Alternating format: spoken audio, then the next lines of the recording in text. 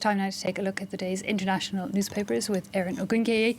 Erin, focusing on press coverage of these regional elections here in France, and well, the main headline we're all seeing this morning is the abstention rate. Yeah, that's right, Eve, as high as 68.6%, which means that more than 2/3 of French voters simply did not show up to the polls on Sunday. Now, French papers, of course, are pretty unanimous about this really being the major takeaway from the first round of those regional elections. I'll start with the cover page of La Croix, which notes that no other elections in the Fifth French Republic saw such weak mobilization, which the paper attributes to a combination of different factors: indifference, disillusion, despair, anger, and for some people, simply the fear of that ongoing coronavirus pandemic. Left-wing paper L'Humanité, meanwhile, described the elections as a tsunami of abstention. The paper says that all of the parties involved should really take stock of what that means, what they've described as a civic strike, really, which can be explained, according to L'Humanité, by the simple fact that people who used to vote are no longer seeing, Eve, the effects of their vote. Their daily life is not changing, so they're simply giving up. Which I guess is one of the main reasons behind that unprecedented abstention rate. Yeah, that's right. And Libération goes a little bit further than these other papers in describing it as a symptom of a, quote, ailing democracy. The editorial piece in today's left-leaning paper, today's edition of the left-leaning paper, concludes that France is suffering from a, quote, lackluster offer of candidates, which again is causing voters to stay home. Now, the paper says that the decision of the candidates this time around to focus on kind of national generalized issues of insecurity instead of more regional issues like economic development, public transportation, social welfare benefits really failed to convince voters there. Some papers, though, saying the first round of elections did see the incumbent parties favoured, really, in detriment to that far right. Exactly, which is a bit paradoxical because in past elections we've seen that the more mainstream parties, traditional parties, the Socialist Party and the Les Républicains right-wing party, had been kind of falling out of favour. Well, Le Parisien this time notes that the Socialist Party, which had been performing quite poorly, did a little bit better than expected, but they say that the right-wing party, Les Républicains, did kind of the best out of all of them. It came out on top in almost all of the regions where its candidates have been in power since 2015, so voters at least seem to be relatively satisfied with their leadership.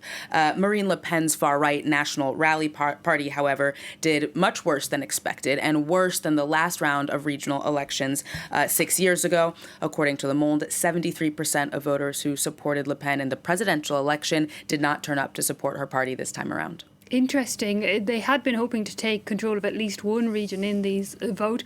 Not all papers, though, seeing the election as a loss for that party. Exactly. The American paper, the Washington Post, points out that while the National Rally did fall short of expectations, it nonetheless could still win a key region. That's the so-called PACA region in the south of France. Now, if the party were to win the second round next week, it would be the first of such victories for that party, the first time it would have control of such a large region in France, which, according to the Washington Post, would mean that the National Rally would have a little bit more legitimacy in terms of governing larger territories in France. Indeed, just a year to go to presidential polls. And of course, there's one party we haven't mentioned as yet, Erin, and it is the party of the current president, Emmanuel Macron. Right. The ruling France on the Move party also had pretty underwhelming scores in the first round of elections. Now, it was eliminated in 3 regions of France, and its support for the ruling party also fell by more than 10% in all of the other regions.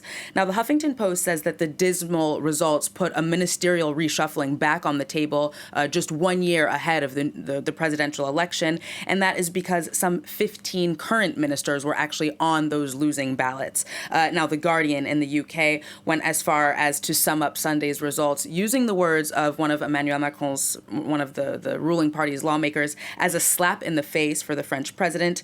Now, the paper nonetheless kind of shied away from using these elections as a bellwether for the presidential elections, and that is because, Eve, they say that on the right, even though the Les Républicains did better than expected, they're still not necessarily seen as a major competitor for Emmanuel Macron, and they say even less so from the Socialist Party. So they're saying the two major players, at least for now, are still going to be Marine Le Pen's National Rally and the ruling party, even though both of them kind of had disappointing results. Okay, so most people saying that we shouldn't look too closely at this when we turn to next year's presidential elections. How might it impact, if at all, then? Well, the New York Times is not convinced that this is totally irrelevant. The American paper says that while regional elections don't typically carry very high political stakes, they say that this time around they were kind of seen as a way to gauge what might happen in 2017, especially since Marine Le Pen again is expected to be Emmanuel Macron's main challenger, at least for now, in 2022.